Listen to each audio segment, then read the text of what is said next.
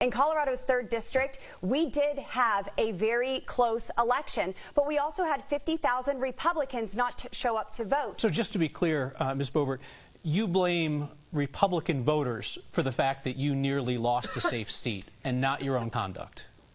Ms. Boebert, you're running an ad right now that says deport them all. Describe in detail how you see mass deportation playing out in the cities and towns of the 4th Congressional District. First of all, having over 10 million illegal aliens coming into our country in under 4 years, this is unprecedented. I'll note that you didn't make any attempt to answer the actual question, which is who should be doing this. You introduced articles of impeachment against the president for his handling of the border. That move was blocked by Republican House leadership. Pardon me, please. Sent to committee. It was not blocked. It was blocked by sending it to committee, so you didn't get the full House vote that you wanted. No, I did get a full House vote, and it was sent to committee. I apologize. This is going to be a long evening if you speak over the facts. Okay. Right. So a question for everybody up here. A question on this for Mr. Sonnenberg.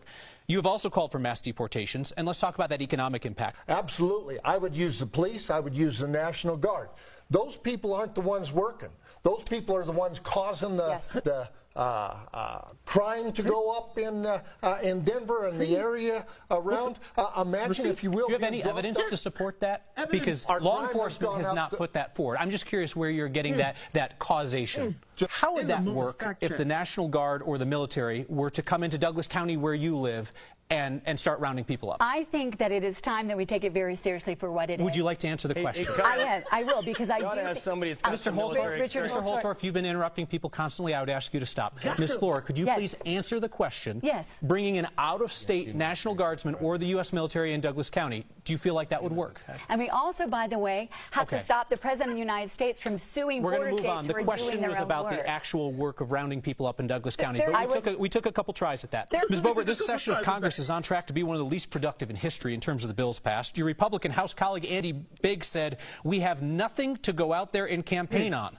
Another House Republican, Chip Roy, said the Republican majority does not have one material, meaningful, significant accomplishment. And that's what the Republicans are saying. I would give you one more opportunity if you would like to answer his question, which is the number of bills you've prime-sponsored that have been signed by the president. So my Pueblo Jobs Act has been signed into law. A number, please.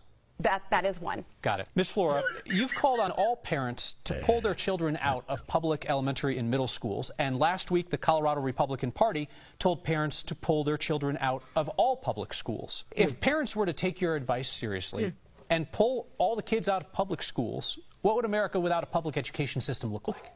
That's a great question. The situation, Kyle, is I'm very proud of the work that I've been doing on school choice. Okay. I was hopeful for an answer about what would happen if folks followed your advice and pulled all the kids out of public schools, but we'll leave that for another conversation. You resigned your position as House Minority Leader after your drunk driving arrest surfaced this year. And my question is not about what you did while drunk, which for anybody who missed it was speeding up I-25 at 90 miles per hour so fast a trooper thought that you were trying to race him. Then you reached for your gun during the traffic stop. You asked the trooper to call the State Patrol's lobbyist. Then you asked him to keep the arrest out of the media. My question to you is about what you did while sober. You did not disclose your drunk driving arrest to your Republican colleagues when they were considering you for leader and electing you. What does that tell voters about your judgment? Well, thank you, Kyle, for that. I mean, I should not have done it. Was it a mistake not to tell your colleagues when they were considering you for leader, knowing that you had something so big and embarrassing in your recent past? Yeah, You told a State House colleague who had lost his son in the Aurora Theater shooting that he needed to let go of his son's murder. You called a legislator of color buckwheat during a floor debate. You suggested that people with disabilities are like people who took the risk of running with the bulls in Pamplona. And you suggested that Ms. Boebert dresses like a prostitute. Do you regret saying any of those things? And why do you talk to people like that? See, it's that last statement right there. Why do you talk to people like that?